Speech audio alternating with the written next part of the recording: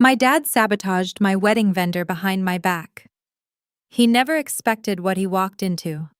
My name is Jessica Monroe. I'm 28 years old. 7 days before my wedding, I discovered my own father had canceled every single vendor, the flowers, the catering, the venue, and then looked my fiancé Matthew straight in the eye and told him I was damaged goods and that marrying me would be the biggest mistake of his life. 300 guests arrived on our wedding day, only to find an empty lot beside the old pier in Cape May. But my maid of honor, Ashley, had seen the storm coming 6 months earlier. The backup plan she quietly built, and the moment my father finally walked into it, turned everything upside down in ways he never saw coming. If this story hits close to home, hit like and subscribe only if it truly resonates with you. And if you're watching right now, just drop a quick comment. What time is it where you are? I love knowing who's sitting with me through this. Now let's go back to 8 months ago in the salty evening air of our Cape May kitchen with the ocean breeze slipping through the open window. I was standing at the counter, still staring at the ring Matthew had just slid onto my finger. No grand gesture, no hidden dessert in a fancy restaurant, just him, me, and the small diamond he'd saved months for. He looked me in the eyes and said, "I don't have a big speech. I just know I want every single morning to start with you." I said yes before the words even left his mouth completely. We sat on the floor afterward, my back against the cabinets, his arm around my shoulders, and I kept turning my hand under the light, watching that tiny stone catch every flicker. For 11 perfect minutes, the world felt exactly right. Then the phone rang. "Dad," I answered, still smiling wide. "Jessica," he said. "No hello. No congratulations. Where's the wedding going to be, venue? I need to know right now." I glanced at Matthew. He tilted his head, listening. "We haven't decided anything yet, Dad. He literally just proposed. These things book out a year in advance. I'll make the calls." His tone was flat, final, like the conversation was already over. I should explain something. My entire life, every major decision had to pass through my father first. Which college, which major, which apartment. When Mom died, I was 19. He pulled me close at the funeral and whispered, "It's just us now. You're all I have left." From that moment, saying no to him felt like abandoning the only parent who was still breathing. So when I told him Matthew and I wanted to plan the wedding ourselves, he went silent. 4 long seconds. I counted them. Then he said, "Fine. I understand. You don't need me anymore." My chest tightened instantly, that old guilt software booting up like it always did. "No, Dad. Of course I need you. I want your help." I heard him exhale, satisfied. Matthew watched me from across the kitchen. He didn't speak, but his jaw shifted the way it does when he's biting back words. I didn't realize it then, but that single phone call was the opening move in a game my father had been waiting years to play. 3 months after the engagement, the control started rising like the tide at high season in Cape May. It happened so gradually I almost didn't notice until the water was already at my knees. My father offered to make a few calls to vendors because my marketing deadlines were piling up. Then he began showing up to tastings unannounced. Then he quietly switched my contact information on the florist's account to his own number. I had pictured wild beach flowers, sea oats swaying in the wind, dune grass, lavender, pulled from local farms, loose and alive like the shoreline after a storm. My father ordered white lilies arranged in tight, elegant bundles. "You'll thank me later," he said, voice calm, as if the decision was already made. I wanted grilled lobster rolls straight from the docks, fresh clams, mason jars of sweet tea, passed hand to hand, simple, salty, true to Cape May. He insisted on a plated seafood dinner with white tablecloths and silver chargers. "You can't serve casual at a wedding, Jessica. People will talk." I wanted Matthew's family seated up front where they belonged. He rearranged the chart, so his old accounting colleagues filled the first 4 rows, their names in bold, on the diagram he handed me like a final verdict. When I tried to push back gently, the only way I ever knew how, he cried right there in our living room, dabbing his eyes with a tissue he already had in his pocket. "I'm just trying to make this beautiful for you. Your mother would have wanted it perfect, and every single time I folded." The guilt he planted years ago bloomed fresh each time he spoke her name, roots wrapping tighter until breathing felt heavy. Matthew started staying longer in his garage workshop. He never complained, but I caught him standing at the workbench more often, tools idle in his hands, staring at the wall like he was trying to swallow something sharp. One evening, Ashley came over to help plan the rehearsal dinner. She watched my father rearrange the centerpiece samples I'd carefully chosen, swapping them out for his preferences without asking. Ashley didn't say a word to him, but when she was leaving, she grabbed my arm at the door.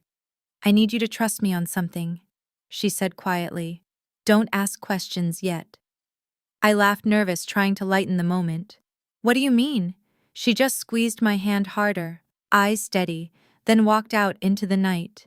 I stood in the doorway watching her taillights disappear down the street, the ocean murmuring in the distance like it knew something I didn't. My father kept insisting everything was for my sake, that he knew best because he'd already lost so much. Each small change felt minor on its own, but together they were erasing the wedding. Matthew and I had pictured late at night simple hours full of salt air and laughter. Instead, it was becoming his polished, formal perfect on the surface, but empty where it counted most. I kept telling myself it was normal wedding stress, that fathers only want the best for their daughters. But deep down, the guilt was spreading, quiet and relentless, like fog rolling in off the Atlantic. Matthew noticed too. One night he came in from the garage, grease still on his hands, and sat across from me at the kitchen table. "Your dad is taking over everything," he said, voice low but steady. I nodded, throat tight. "I know. But he's all I have left." Matthew looked at me for a long moment. "He's not all you have." He didn't push further, but those words landed heavy like the first low rumble of thunder far out over the water, promising a storm I wasn't ready to face. 2 months before the wedding, the real strike came over lunch at the old diner on Beach Avenue. My father invited Matthew alone, claiming it was just to talk family things. I thought maybe he was finally coming around, perhaps ready to accept that Matthew and I could handle the details ourselves. Matthew walked in that afternoon and sat across from me at the kitchen table, hands folded tight, choosing every word like he was stepping over broken glass. "Your dad told me about your breakdown after your mom died." My stomach dropped hard. He used the exact phrase, "damaged goods." I stared at him, the room tilting like the floor had shifted under me. "He said you need someone who can handle your episodes." Asked if I really could. Matthew held my gaze steady. I told him, "I don't see damage. I see someone who survived." The words landed warm in my chest, cutting through the cold knot my father had tied there years ago. He had twisted those college counseling sessions, weeks I barely got out of bed, after losing mom, into a weapon aimed straight at the future I was trying to build. 20 minutes later, the phone rang. "Dad. Matthew disrespected me at lunch," he said, voice edged. "He's isolating you from your family, Jessica. That's what men like him do. Mechanics, blue collar, no real ambition." I gripped the edge of the table until my knuckles whitened. "Dad, Matthew builds things that last. That's ambition." Silence stretched. Then he spoke very quietly. "Don't throw your mother's memory in my face." He hung up. I sat frozen, phone still in my hand, caught between the version where he was shielding me and the truth where he was chaining me in place. The rumors started small, but moved like wildfire through a town of 3,500. I walked into Linda's hair salon on Washington Street for my usual trim. Linda, who's known me since high school, leaned in close to the mirror. "Honey, are you okay? Your dad stopped by yesterday, said things aren't going well at home." I blinked hard. "What did he say exactly?" She hesitated. Scissors, pausing. "Just that you've been struggling, that Matthew might not be the right fit." I forced a smile, the kind you glue on when everything inside is liquefying, and said everything was fine. But it wasn't. The next day at the corner market, Mrs. Ellis at the register gave me a look I'd never gotten before, pure, unfiltered pity. "Jessica, sweetheart, if you ever need to talk." I didn't ask what she'd heard. I already knew. In Cape May, a rumor doesn't walk. It teleports. Within 48 hours, my father had planted the same story in every coffee shop, every church parking lot, every sidewalk exchange. Jessica is fragile. Matthew is a mistake. The wedding shouldn't happen. I felt it everywhere. The sideways glances at the post office, the overly gentle tone from parents at marketing events, people treating me like I might shatter if they spoke too loud. That Thursday evening, my phone buzzed. A text from Ashley. Don't react to anything your dad does this week. I mean it. Trust me. I stared at the screen, pulse quickening. What did Ashley know that I didn't? I typed back. You're scaring me. 3 dots appeared, vanished, appeared again. Good. Scared means you're paying attention. She didn't explain further. And for reasons I couldn't name, I didn't push. Something was shifting under the surface. I just couldn't see the shape of it yet. 2 months before the wedding, my father invited Matthew to lunch alone at the old diner on Beach Avenue, saying it was just to talk family matters. I thought it might be a step forward. Maybe he was ready to accept that we could handle the details ourselves. Matthew came home that afternoon and sat across from me at the kitchen table, hands folded, choosing his words with deliberate care. Your dad told me about your breakdown after your mom died. My stomach dropped hard. He used the phrase damaged goods. I stared at him, the room tilting slightly. He said you need someone who can handle your episodes, asked if I really could. Matthew held my gaze steady. I told him I don't see damage. I see someone who survived. The words landed warm and sharp in my chest, slicing through the cold knot my father had tied there long ago. He had weaponized those college counseling sessions, weeks I could barely get out of bed, after losing mom, turning them into proof I was too broken to marry. 20 minutes later, the phone rang. Dad. Matthew disrespected me at lunch, he said, voice edged with anger. He's isolating you from your family, Jessica. That's what men like him do. Mechanics, blue collar, no real ambition. I gripped the table edge until my knuckles whitened. Dad, Matthew builds things that last. That's ambition. Silence stretched. Then he spoke very quietly. Don't throw your mother's memory in my face. He hung up. I sat frozen. Phone still in hand, trapped between his version where he was protecting me and the truth where he was locking me in place. The rumors started small, but spread like wildfire through a town of 3,500. I walked into Linda's hair salon on Washington Street for my usual trim. Linda leaned in close to the mirror. Honey, are you okay? Your dad stopped by yesterday, said things aren't going well at home. I blinked hard. What did he say exactly? She hesitated. Just that you've been struggling, that Matthew might not be the right fit. I forced a smile, the kind you glue on when everything inside is turning liquid, and said everything was fine. But it wasn't. The next day at the corner market, Mrs. Ellis at the register gave me a look of pure pity. Jessica, sweetheart, if you ever need to talk. I didn't ask what she'd heard. I already knew. In Cape May, a rumor doesn't walk. It teleports.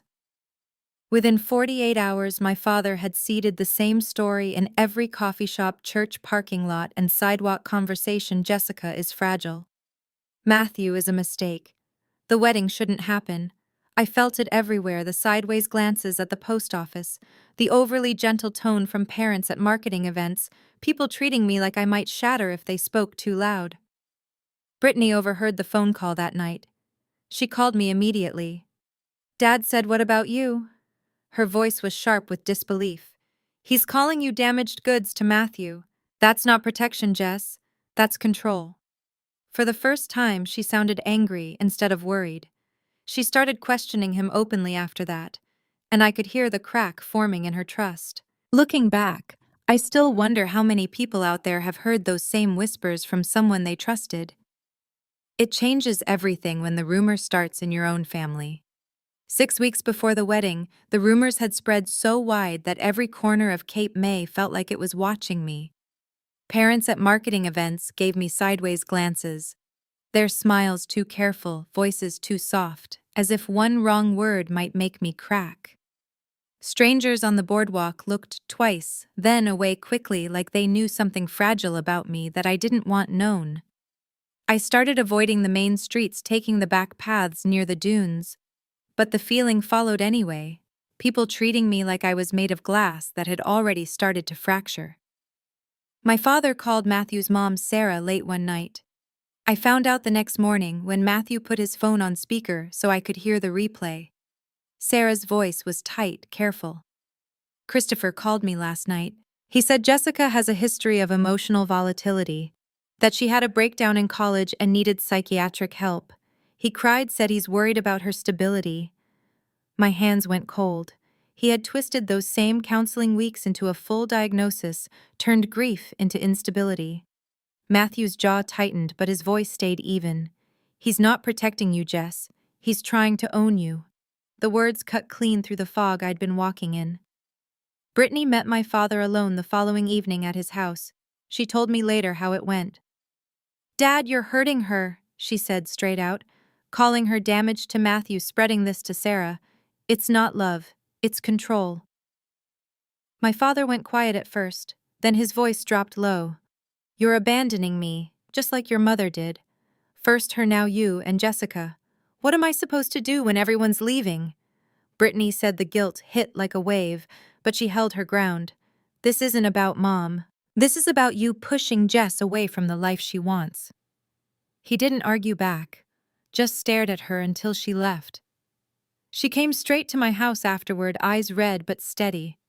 "He's not going to stop," she said, "but I'm on your side now, whatever it takes." That same night, Ashley texted me again. "Don't react to anything your dad does this week. I mean it. Trust me." No explanation, just those words hanging there like a promise. I stared at the screen for a long time, the weight of the last few weeks pressing down. Matthew and I had saved $18,000 over 3 years, my marketing paychecks, his mechanic commissions, skipped trips, packed lunches, instead of take out every dollar marked for this wedding and the start we wanted after. Now most of it sat locked in contracts controlled by someone who saw my happiness as a threat to his. I closed the laptop with our budget spreadsheet still open, palms pressed to my eyes. If I didn't do something soon, I would lose the money, lose face in front of 300 people, lose the trust Matthew's family was starting to give me. And worst of all, I would lose the version of myself I'd only just begun to find. Matthew put down his tools and sat beside me. "We figure this out," he said quietly. "Together." I nodded, but the fear stayed cold and deep like the ocean at night. 7 days before the wedding, I called the florist to double-check the beach flowers for Saturday. The line rang twice. "Magnolia blooms, this is Dawn." I kept my tone casual. "Hi Dawn, Jessica Monroe. Just confirming our order." A pause dragged on too long. "Ma'am, that was canceled 3 days ago. Your father called and said the wedding was off." The pencil slipped from my fingers. I hung up and dialed the caterer. Same story. "Yes, your father canceled Thursday," said the family decided. I called the venue last. "I'm sorry, Miss Monroe." "Mr. Christopher Monroe canceled the reservation. He said it was a family choice." I didn't let her finish. I sat in the quiet office staring at my phone, feeling the floor vanish beneath me, not crack but vanish like sand pulled by the tide. I called my father. He answered on the first ring. "Dad, you canceled my wedding." "I canceled a mistake. That wasn't your call. Everything about you is my call, Jessica." His voice stayed level, almost bored. "I raised you. I buried your mother alone. This wedding, it's mine to give or take." Something cold uncoiled inside me, something that had waited 28 years to wake up. "No," I said. "It isn't." I hung up. My hands shook, but my voice hadn't wavered, and that surprised me more than his words. The office was empty, everyone at lunch, and I was alone with the wreckage. I don't remember the drive home. I remember the kitchen floor cold tile through my dress, afternoon light carving a slow rectangle on the wall. I wasn't crying. I was just sitting there, bag still on my shoulder, staring at nothing. Matthew walked in from the garage, grease on his forearms. He looked at me and didn't ask what happened. He sat beside me on the floor, shoulder to shoulder. 10 minutes passed, maybe 15. The refrigerator hummed. He canceled everything I said finally. Every vendor. All of them. He didn't flinch. When? 3 days ago. Behind my back. His hand found mine, rough, warm. He told me this morning it was his to give or take. Matthew was quiet a beat. Then we'll figure this out. 7 days, Matthew. No replacements, no money. I know. My father wanted me to fail. The sentence hung between us like smoke the first time I'd spoken it aloud. Matthew pulled out his phone. I'm calling Ashley. He dialed. Ashley answered. Matthew gave the short version. Vendors gone. Dad responsible. 7 days. Ashley listened. I could hear the silence on her end, not shock but calculation. Don't call any vendor, she said. Don't call your dad. I need 48 hours. That night, after I'd drifted into something that wasn't quite sleep on the couch, Matthew's phone rang again. He stepped into the kitchen. I stayed still.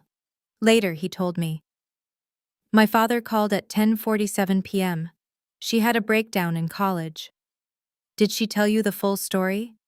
Matthew stayed silent. She couldn't get out of bed for 3 weeks. I had to bring her home. She can't handle stress, Matthew. She'll fall apart. You'll be picking up the pieces. He let my father talk. Walk away now. Save yourself. You seem decent. Don't let her ruin your life.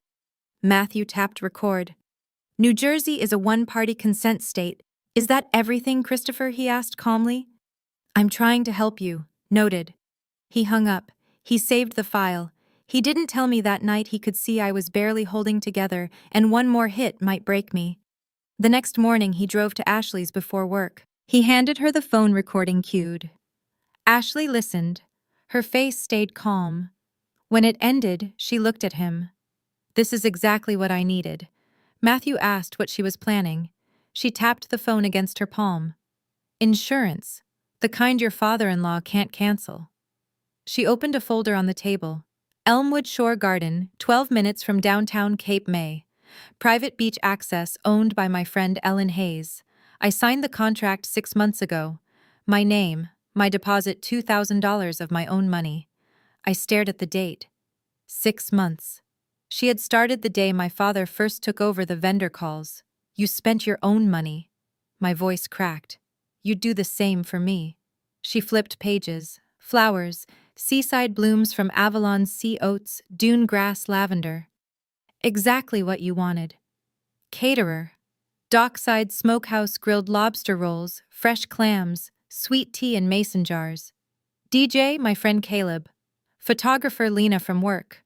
Total backup cost $7,000. I've covered it. Pay me back whenever. She moved on. Guest list. I pulled your original before your dad took over communications. 200 names, numbers, emails. I have a separate database. Morning of the wedding. Mass text and personal calls to the most important Matthews family, your Uncle Joshua closest friends. Message venue, upgraded surprise for the bride and groom. New address arrive by 3 p.m. She met my eyes. Your dad gets the original address. Only the original. The room went still. I also called Rebecca Lawson at the local news station. Human interest piece, best friend saves wedding community love story. She doesn't know the details about your dad, just the feel-good angle. I hesitated. A camera crew felt irreversible. Ashley read my face. You don't have to decide now, but he put this on public ground first.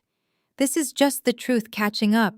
Sometimes I think about how one person quietly planning behind the scenes can change the whole story. It makes me grateful in ways I never expected. The morning of the wedding arrived with the ocean breeze carrying salt and promise. 300 guests confirmed the new venue, Elmwood Shore Garden, 12 minutes from downtown Cape May. Private beach access, rolling lawn, edged with wild sea oats and dune grass. Fairy lights strung between weathered live oaks swaying over the ocean view. The flowers Ashley brought back were exactly what I dreamed, loose alive, kissed by the same wind that swept the shore. The caterer grilled lobster rolls and fresh clams on site, sweet tea in mason jars, passed hand to hand. Matthew's handmade chairs lined the center aisle, each one built in his garage over quiet weekends. I thought he was just staying busy. Guests started arriving at 2:30. They stepped through the white wooden gate and stopped, some pressed hands to chests. Some laughed in disbelief. "This is better than the original," Mrs. Henderson whispered to her husband. Sarah walked in, saw the wild flowers and fairy lights catching the afternoon sun on the water. Found me near the garden trellis and wrapped her arms around me tight. "This is what your wedding was always supposed to look like." Rebecca Lawson from the local news station arrived quietly with her cameraman setting up off to the side. Ashley briefed them heartwarming story about friendship and community. That's all they needed. My Uncle Joshua arrived at 1:30 in a gray suit, polished shoes, eyes already red. He saw me in the doorway and stopped. "Lord, Jessica, you look like your mother on her wedding day, stubborn and beautiful." Ashley checked her watch, checked her list, looked at me.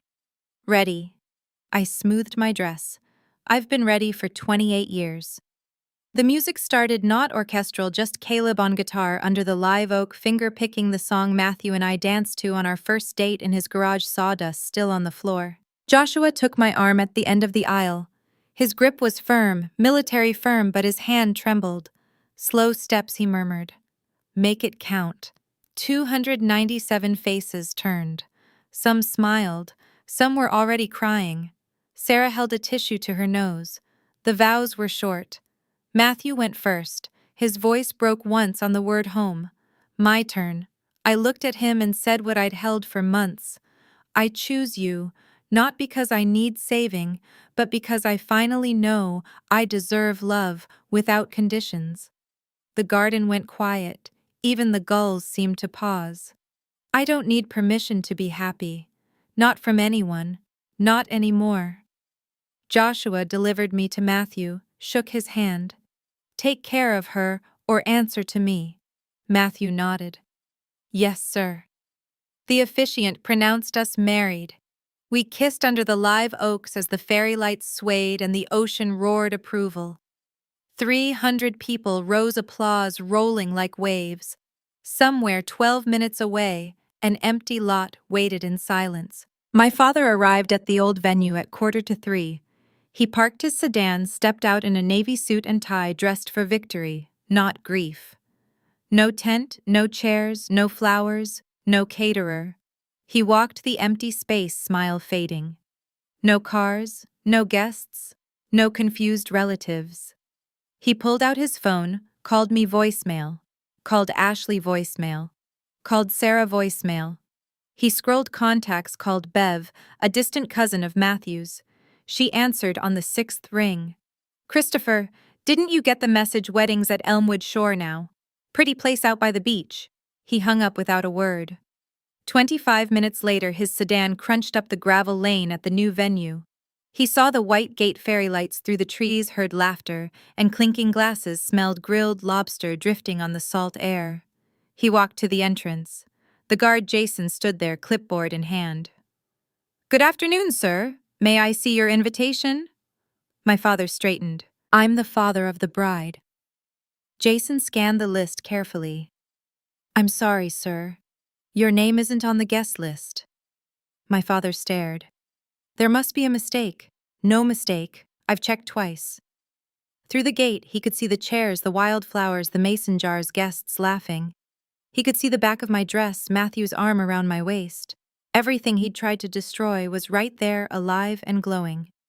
And there was a gate between him and it, a guard with a clipboard, his name nowhere on the list. Brittany stood near me by the trellis. She saw him through the gate, stepped forward, voice carrying over the wind. "Dad, this is what you built, stay outside." The words landed like a slap. His face cracked, not tears, but something rawer. He turned, walked to his car, got in, drove away. He didn't look back. In that moment, with the ocean roaring behind us, I realized some doors only close once. And sometimes, that's exactly what freedom feels like. Days later, the fallout hit Cape May like a nor'easter rolling in from the Atlantic. Rebecca Lawson's segment aired during the 6 o'clock news, a 4.5-minute piece titled, Best Friend Saves Wedding After Family Sabotage, a Cape May love story. She kept it tasteful, no direct names, just a family member canceled all vendors 1 week before the ceremony. Footage showed the garden, wild sea oats bending in the wind, fairy lights twinkling over the ocean, Matthew and me dancing on the grass. Ashley spoke simply. When someone you love is in trouble, you don't wait for permission to help. In a town of 3,500, subtraction was identification. If the groom's mother was there smiling and the bride's father was absent, everyone did the math. Within 3 days, the ripples reached everywhere. My father's subtle post, the one hinting at my instability, got screenshotted and shared before he could delete it. People placed it side by side with the news clip in group chats and coffee shop conversations. At the community board meeting, where he had held a seat for 8 years, they sent a polite email. We think it's best if you take a leave while things settle. At Linda's salon, Linda herself said during his appointment, Christopher, I heard what happened. I think you should talk to someone, a professional. Neighbors stopped waving from driveways. Sunday potluck invitations dried up. The phone went quiet. His currency in Cape May had always been reputation, the steady widower, the devoted father, the man who held it together after loss. That currency was now worthless. I sent him a handwritten letter. No email, no text. A letter because some things should cost effort. Boundaries aren't walls, they're doors I hold the key to. No room for control. Seek help, but not through me. I didn't ask for reconciliation. I didn't leave the door cracked. Brittany cut contact with him completely. He made his choice, she said. We made ours. Matthew's garage suddenly had a 3-month wait list. Custom orders from wedding guests, beach tourists wanting benches or tables with that same handmade feel. I went back to marketing the third graders' parents, now smiling normally again. Sarah started teaching me the Reed family peach cobbler recipe on Sunday afternoons, handwritten card, so old the ink was fading. Family recipe goes to family, she said, taping it inside our kitchen cabinet next to our wedding photo. In America, where family therapy exists for a reason, I chose boundaries over forced reconciliation. You deserve love without conditions. Be your own. Ashley, if no one else is. No flower apologies here, just freedom. I still think about all the people out there carrying similar stories.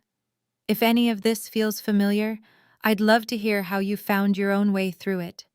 No pressure, just know you're not alone. My name is Jessica Monroe Reed. My life is mine now. Thank you all for taking the time to watch the video. If you found this story meaningful, don't forget to like, leave a comment sharing your thoughts, and subscribe to the channel so you don't miss any upcoming videos.